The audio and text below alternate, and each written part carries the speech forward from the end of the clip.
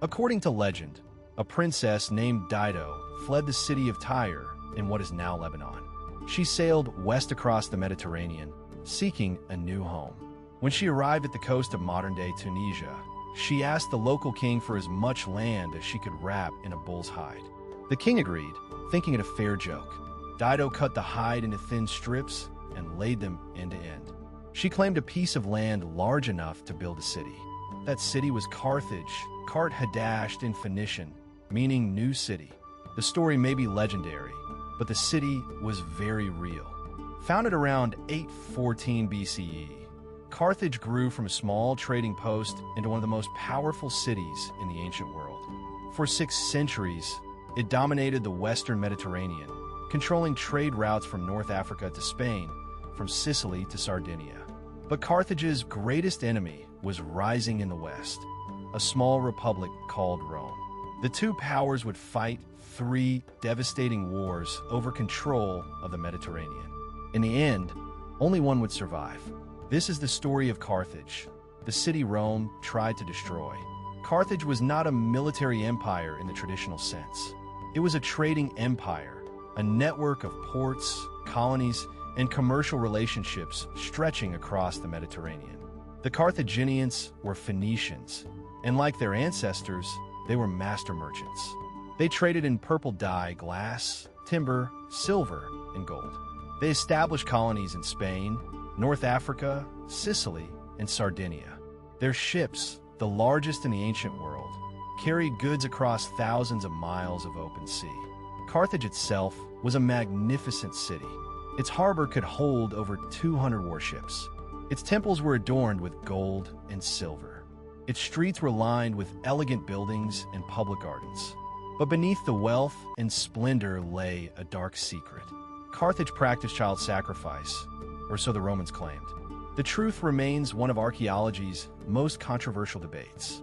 Hamilcar Barca was a Carthaginian general who lost the First Punic War against Rome. He vowed that his son would avenge the defeat. That son was Hannibal. At the age of 26, Hannibal became commander of the Carthaginian army in Spain. He immediately attacked the Roman allies, sparking the Second Punic War. Then he did something no one thought possible. He marched an army of 50,000 soldiers, along with war elephants, across the Pyrenees and the Alps to invade Italy. The journey was catastrophic. By the time Hannibal crossed into Italy, he had lost half his army. But he had arrived, and for the next 15 years, he ravaged the Italian countryside, winning battle after battle against the Romans.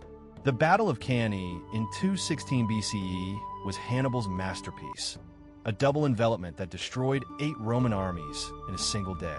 It remains one of the greatest tactical victories in military history. But Hannibal could not deliver the final blow. Rome refused to surrender.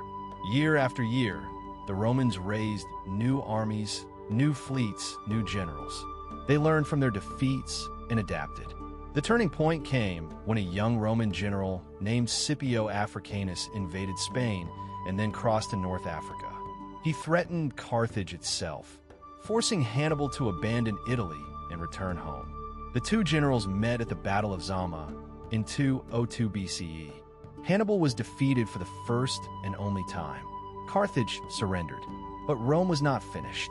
For another 60 years, Rome humiliated Carthage, stripping away its territory and its dignity. Finally, in 146 BCE, Rome laid siege to Carthage. The siege lasted 3 years. When the city fell, the Romans burned it to the ground. According to legend, the Roman general Scipio Aemilianus wept as he watched the flames. When asked why, he quoted the Greek poet Homer, "The day will come when holy Troy shall die, and Priam and his people shall be slain." Carthage was destroyed, but its legacy endured. The Romans built a new city on the ruins. Roman Carthage became one of the largest cities in the empire, with a population of over 300,000. The Carthaginian language survived for centuries among the Berber people of North Africa. Their alphabet influenced the development of writing systems across the Mediterranean. Their agricultural techniques were adopted by the Romans. But most of what Carthage was, its literature, its history, its philosophy, was lost. The Romans destroyed almost everything. We know Carthage primarily through the eyes of its enemies. Today, the ruins of Carthage stand on a hill overlooking the Gulf of Tunis. They are a UNESCO World Heritage Site, a reminder of a city that once rivaled Rome and nearly defeated it. Carthage remains one of the great tragedies of the ancient world, a city of remarkable culture and achievement, destroyed by an enemy determined to erase it from history. We will never know what Carthage might have become. Its libraries burned, its monuments toppled, its people scattered. All that survives are fragments, coins, pottery, inscriptions, and the memories of its enemies. But the story of Carthage reminds us that even the greatest cities can fall, and that the victors write the history.